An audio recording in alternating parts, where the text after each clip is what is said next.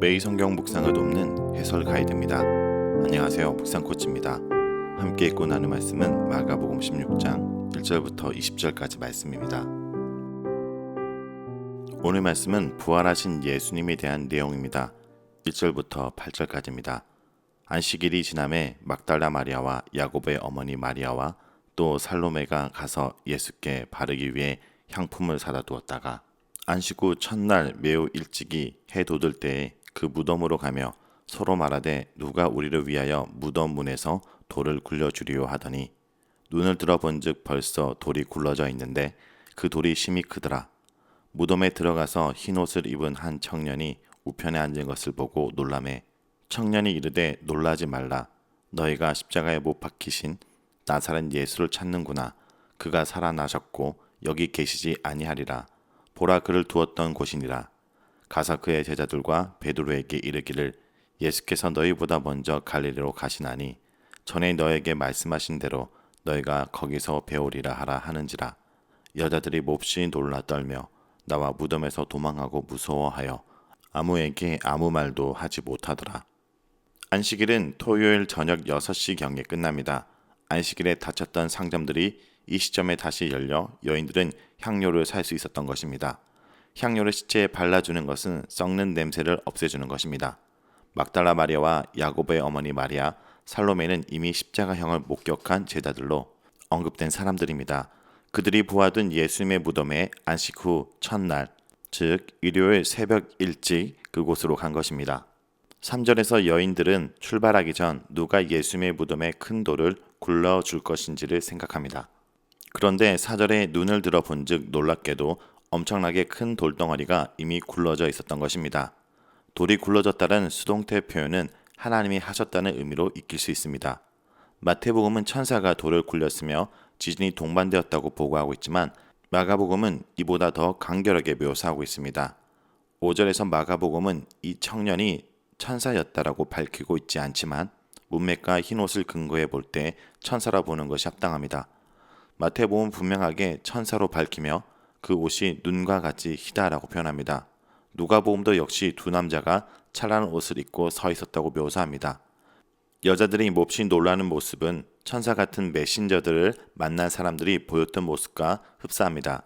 천사는 여자들을 안심시키며 나사렛 예수가 부활했음을 선포합니다.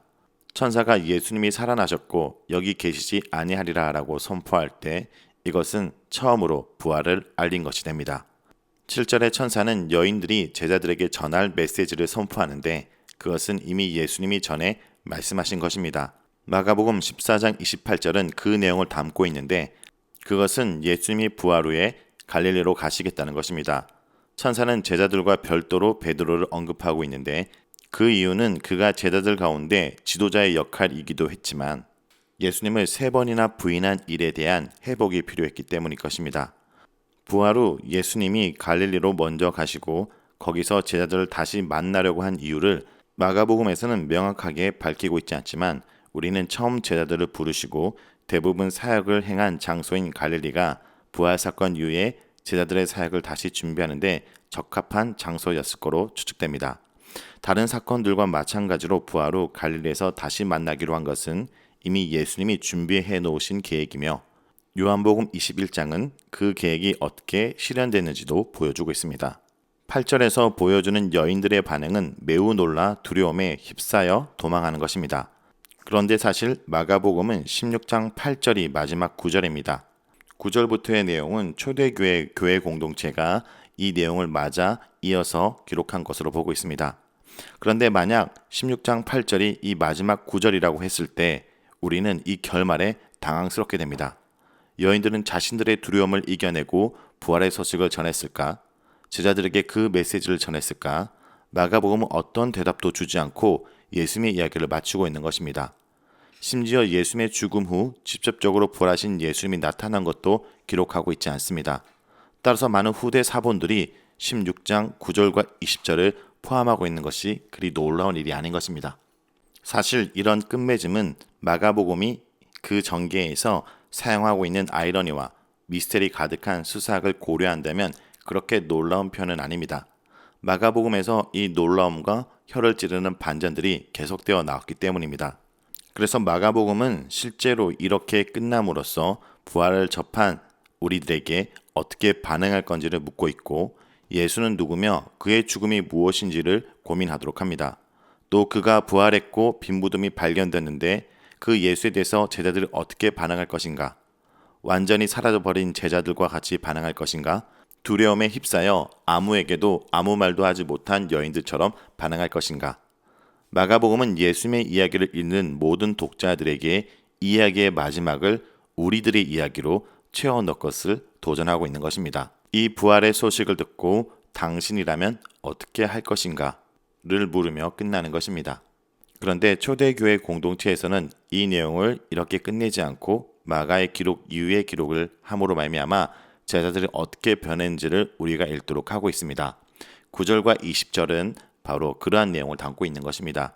그래서 이 부분의 내용들은 특별히 다른 복음서의 기록과 비교하면서 살펴보겠습니다. 9절에서 14절을 먼저 읽겠습니다. 예수께서 안식 후 첫날 이른 아침에 살아나신 후에 전에 7 귀신을 쫓아내어 주신 막달라 마리아에게 먼저 보이시니, 마리아가 가서 예수와 함께하던 사람들이 슬퍼하며 울고 있는 중에 이 일을 알림해 그들은 예수께서 살아나셨다는 것과 마리아에게 보이셨다는 것을 듣고도 믿지 아니하리라. 그 후에 그들 중 2 사람이 걸어서 시골로 갈 때 예수께서 다른 모양으로 그들에게 나타나시니 2 사람이 가서 남은 제자들에게 알리었으되 역시 믿지 아니하리라. 그 후에 11 제자가 음식 먹을 때 예수께서 그들에게 나타나사 그들의 믿음 없는 것과 마음이 완악한 것을 꾸짖으시니, 이는 자기가 살아난 것을 본 자들의 말을 믿지 아니함이로라. 9절에서 막달라 마리아에게 예수님께서 나타나십니다. 그리고 10절에서는 마리아가 자신이 본 것을 예수님과 함께하던 사람들에게 전합니다. 여기서 예수님과 함께하던 자들은 바로 제자들을 가리키는 것입니다. 이 장면은 요한복음 20장 18절 막달라 마리아가 가서 제자들에게 내가 주를 보았다 하고 또 주께서 자기에게 이렇게 말씀하셨다 이르니라 라는 말씀을 떠오르게 합니다.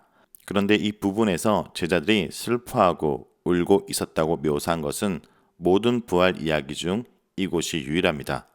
그러나 그들은 마리아의 말을 믿지 않았습니다. 12절에서 13절의 내용은 누가복음 24장 13절에서 35절에 기록되어 있는 엠마오로 향하던 제자들에게 나타나신 예수님의 이야기와 동일합니다.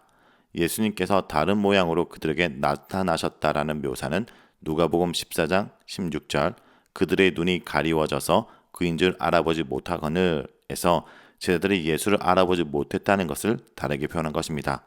13절에서 이 제자들이 다른 제자들에게 알렸으되 그들이 믿지 않았다는 이야기는 누가복음 23장 33절에서 35절에 기록되어 있는 것이며, 그들이 믿지 않았다는 기록은 누가복음 24장 11절 사도들은 그들의 말이 허탄한 듯이 들려 믿지 아니하나에서도 찾아볼 수 있습니다. 14절은 예수님께서 이제 제자들이 모여 있을 때 나타나신 내용입니다. 이 구절에서 나와 있는 에피소드는 분명히 누가복음 24장의 이야기를 계속 기록하고 있는 것입니다. 누가복음 24장 41절에 그들이 너무 기쁨으로 아직도 믿지 못하고 놀랍게 여길 때에 이르시되 여기 무슨 먹을 것이 있느냐 하시니, 예수님이 그들을 책망했다는 이야기는 누가복음 24장 38절에 예수께서 이르시되 어찌하여 두려워하며 어찌하여 마음에 의심이 일어나느냐를 반영하고 있습니다. 또한 요한복음 20장 19절에 이날 곧 안식 후 첫날 저녁 때 제자들이 유대인을 두려워하여 모인 곳의 문들을 닫았더니 예수께서 오사 가운데에 서서 이르시되 너희에게 평강이 있을지어다 라는 내용과 26절 여드레가 지나서 제자들이 다시 집 안에 있을 때 도마도 함께 있고 문들이 닫혔는데 예수께서 오사 가운데 서서 이르시되 너희에게 평강이 있을지어다 하시고 에서도 제자들의 믿음 없음에 대한 책망이 기록되어 있습니다. 이렇게 제자들의 믿음 없음에 대해서 예수님께서 책망하셨지만 그것으로 끝나지 않으시고 다시 그들에게 사명을 주십니다. 15절에서 20절입니다. 또 이르시되 너희는 온 천하에 다니며 만민에게 복음을 전파하라. 믿고 세례를 받는 사람은 구원을 얻을 것이요 믿지 않는 사람은 정죄를 받으리라. 믿는 자들에게는 이런 표적이 따르니 곧 그들이 내 이름으로 귀신을 쫓아내며 새 방언을 말하되 뱀을 집어 올리며 무슨 독을 마실지라도 해를 받지 아니하며 병든 사람에게 손을 얹은즉 나으리라 하시더라. 주 예수께서 말씀을 마치신 후에 하늘로 올려지사 하나님 우편에 앉으시니라. 제자들이 나가 두루 전파할세 주께서 함께 역사하사 그 따르는 표적으로 말씀을 확실히 증언하시니라.